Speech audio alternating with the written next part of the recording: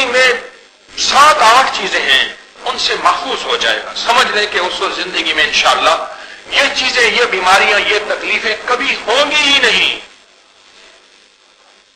ایک کبھی ٹائیفائڈ بخار نہیں ہوگا. اگر ٹائیفائڈ بخار شدت سے بگڑ گیا اور کسی دوا سے ٹھیک نہیں ہوتا، جتنا ہو سکے اسے باجرہ کھلاؤ، روٹی کی شکل میں، کھیر کی شکل میں، دلیے کی شکل میں، کسی بھی شکل. ٹائیفائڈ بخار ہیپیٹائٹس کا بہترین علاج ہے، آنتوں کے السر کا علاج ہے، آنتوں کے کینسر کا علاج ہے. اور جس کا خون نہ بنتا ہو، روز بروز کمزور ہوتا جا رہا ہو، ہڈیوں کا ڈھانچہ، خون کی بوتلیں لگ لگ کے تھک گئے ہو، خون کی گولیاں، سیرپ، اس کو پلاؤ، باجرہ کھلاؤ، حیرت انگیز اس کے نتائج. جسم کی کمزوری کے لیے، اعصاب کی کمزوری کے لیے، پٹھوں کی کمزوری کے لیے، نظر اور یادداشت کے لیے، دوسرے لفظوں میں باجرہ کھانے والا فولاد بن جاتا ہے، طاقتور بن جاتا ہے، صحت مند بن جاتا ہے. اور باجرے کا استعمال کرنے والے کا جسم ایسا ہوتا ہے کہ جیسے کوئی ناقابل تذکیر ہو. اور باجرے کی چوری، باجرے کی روٹی بنا کے دیسی گھی ڈالیں اور خوب ملیں اور کھائیں، پھر دیکھیں کمال دیکھیں.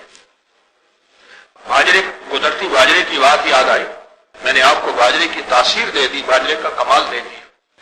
بہت کمال ہے باجرے کے اندر، بہت تاثیر ہے باجرے کے اندر.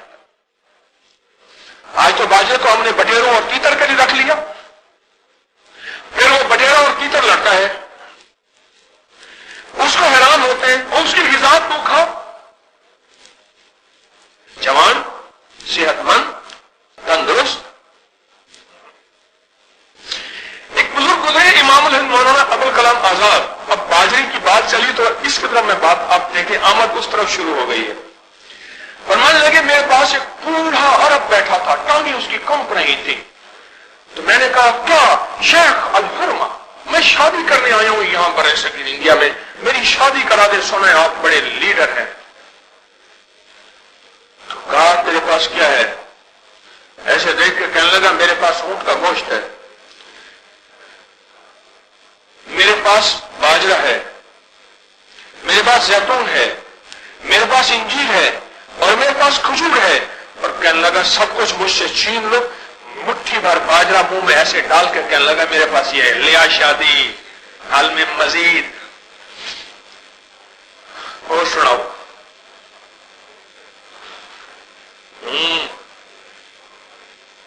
اس ویڈیو کو لائک اور شیئر کریں. اب کریں یوٹیوب چینل کو